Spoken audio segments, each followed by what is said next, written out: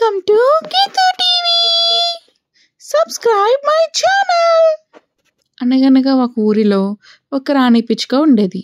ఆ రాణి పిచ్చుకకి గీతు, శ్రీ అని ఇద్దరు పిల్లలు ఉండేవాళ్ళు. వాళ్ళిద్దరికీ ఖుషి, దివి అనే స్నేహితులు ఉండేవాళ్ళు. వీళ్ళంతా కలిసి బయటికి వెళ్ళి ఆడుకోవడానికి వాళ్ళ అమ్మని పర్మిషన్ అడగడానికి వెళ్తారు. అమ్మా అమ్మా, మేము ఈరోజు మా స్నేహితుల దగ్గరికి వెళ్ళి ఆడుకుంటామమ్మా అని గీతు పిచ్చుక వాళ్ళమ్మని అడుగుతుంది. అప్పుడు వాళ్ళమ్మ, ఈరోజు ఏమీ వద్దు, ఈరోజు వర్షం పడేటట్టుగా ఉంది, మీరు బయటికి వెళ్ళొద్దు, చాలా ప్రమాదం అని హెచ్చరిస్తుంది. కానీ ఆ పిచ్చుక వినకుండా ఆ అమ్మని అడుగుతూనే ఉంటుంది, బ్రతిమలాడుతూ ఉంటుంది. ప్లీజ్ అమ్మా, మేము ఎక్కడికి వెళ్ళమమ్మా, కొంచెం సేపు ఆడుకుని వచ్చేస్తామమ్మా, పంపించమ్మా అని బ్రతిమలాడుతూ ఉంటుంది.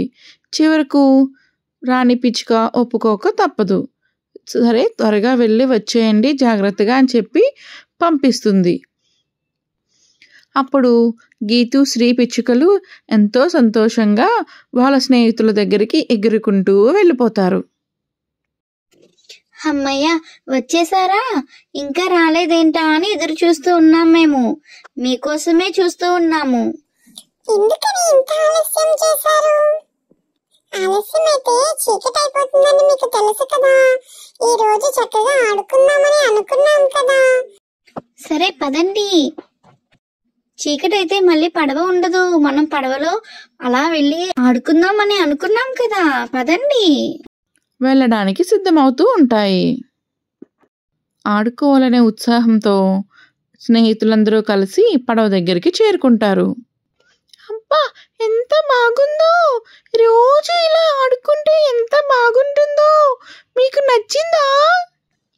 అందరూ కూడా మాకు నచ్చింది అని చెప్పి ఆడుకుంటూ ఉంటారు. ఇంతలోనే ఆకాశంలో ఉరుములు మెరుపులతో కూడిన వర్షం మెల్లిగా మొదలవుతూ ఉంటుంది. అన్నీ ఒక్కసారిగా భయపడుతూ ఉంటాయి. అప్పుడు వాళ్ళకి వాళ్ళ అమ్మ చెప్పిన మాట గుర్తొస్తుంది. ఆ మాట చెప్పుకుంటూ భయపడుతూ ఉంటాయి. అలా ఆకాశమంతా నల్ల మబ్బులై చిన్న చిన్న చినుకులుగా ముందు వర్షం మొదలవుతూ ఉంటుంది. అలా కొద్దిసేపటికి వర్షం కాస్త ఎక్కువై వీళ్ళు చాలా భయపడుతూ ఉంటారు. మనం అమ్మ మాట వినకుండా, అమ్మకి చెప్పకుండా ఇక్కడికి వచ్చాము. ఇప్పుడు మనల్ని ఎవరు కాపాడుతారు? ఎటు వెళ్ళొద్దని అమ్మ చెప్పింది. నాకు చాలా భయంగా ఉంది. నాకు అమ్మ కావాలి అని గీతు పిచ్చుక ఏడుస్తూ ఉంటుంది. అప్పటికే రాణి పిచ్చుక పిల్లలు ఎక్కడున్నారా, వర్షం పడుతుంది, భయపడతారు అని వెతుకుతూ ఉంటుంది. అలా వెతుకుతూ వెళ్తూ ఉంటే పిల్లలు ఈ పడవలో ఏడుస్తూ అమ్మా అమ్మా అని ఏడుస్తూ కనిపిస్తారు.